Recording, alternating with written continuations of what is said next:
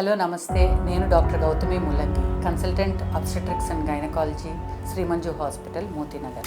ఈరోజు మనం బాడీ ఒక మెనోపాజ్ అటైన్ అవుతున్నాం దగ్గరలో అనే విమెన్ యొక్క బాడీ ఎటువంటి సిగ్నల్స్ చూపిస్తుంది అనే దాని మీద మాట్లాడుకుందాం.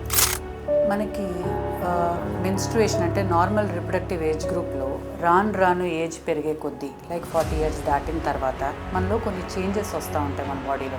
వాటిని లేట్ రిప్రొడక్టివ్ ఇయర్స్ అంటాం.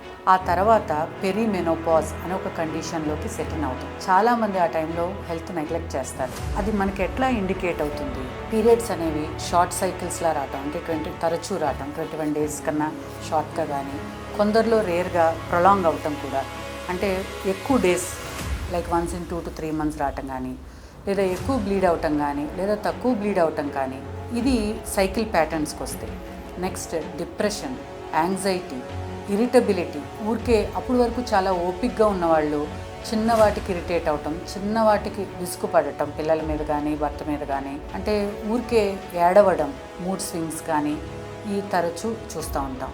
అది కాకుండా వాళ్ళ సెక్షువల్ లైఫ్కి వచ్చేసరికి ఇబ్బంది పడటం, వెజైనల్ డ్రైనెస్ వల్ల కానీ, లేదా హస్బెండ్తో ఆ విషయంలో కొంచెం గొడవలు అవ్వటం కానీ, లేదా యూరినరీ కంప్లైంట్స్ మనం తరచూ యూరిన్ ఇన్ఫెక్షన్స్ తోటి వెళ్తుంటే లైక్ 6 times a year లేదా 3 monthsలో 2 times కానీ అవుతున్నప్పుడు ఈవెన్ అది కూడా ఒక పెరిమెనోపాజ్ సైనే. ఎందుకంటే మన బ్లాడర్ అనేది ఓవర్ యాక్టివ్గా అయ్యి ఎక్కువసార్లు తరచూ యూరిన్కి వెళ్ళాల్సిన అవసరం, లైక్ ఫ్రీక్వెన్సీ అంటాం. అర్జెన్సీ అంటే అర్జెంటుగా వెళ్ళాల్సి రావడం, తరచూ యూరిన్ ఇన్ఫెక్షన్స్ రావడం కూడా పెరిమెనోపాజ్ లక్షణాల్లో భాగం. ఈ టైంలోనే చాలా విమెన్ స్ట్రాంగ్గా ఫ్యామిలీ నుంచి ఎమోషనల్ సపోర్ట్ ఉండి మన లైఫ్ స్టైల్ చేంజెస్, అంటే మన డైట్లో కానీ మంచి ప్రోటీన్ ఫుడ్, ప్రాసెస్డ్ ఫుడ్స్ తగ్గించుకుని, కాఫీ టీ లాంటివి తగ్గించుకుని, మంచి డైట్స్ తీసుకుని, ఎక్సర్సైజ్ నార్మల్గా కన్నా ఎక్కువగా ఎక్సర్సైజ్ చేయాలి. ఏరోబిక్ ఎక్సర్సైజెస్, మన బోన్ స్ట్రెంథనింగ్ ఎక్సర్సైజెస్ ఇవన్నీ చేస్తూ, అండ్ మంచి స్లీప్ ఉండేటట్టు. ఎందుకంటే వీళ్ళకి అప్పుడే వేడిగా అవ్వటం, హాట్ ఫ్లాషెస్ అంటాం, వెంటనే చెమటలు పట్టడం ఇవన్నీ ఉంటాయి. సో ఒక మిల్క్ తాగటం, ఒమేగా ఫ్యాటీ యాసిడ్స్ ఉంటాయి, దానివల్ల ట్రిప్టోఫాన్, సెరటోనిన్ ఇట్లాంటివి, మెగ్నీషియం ఉన్న ఇంక్లూజివ్ యాంటీ ఆక్సిడెంట్స్ తీసుకుంటాం. వీటి ద్వారా చాలా ఉపశమనం కలవచ్చు.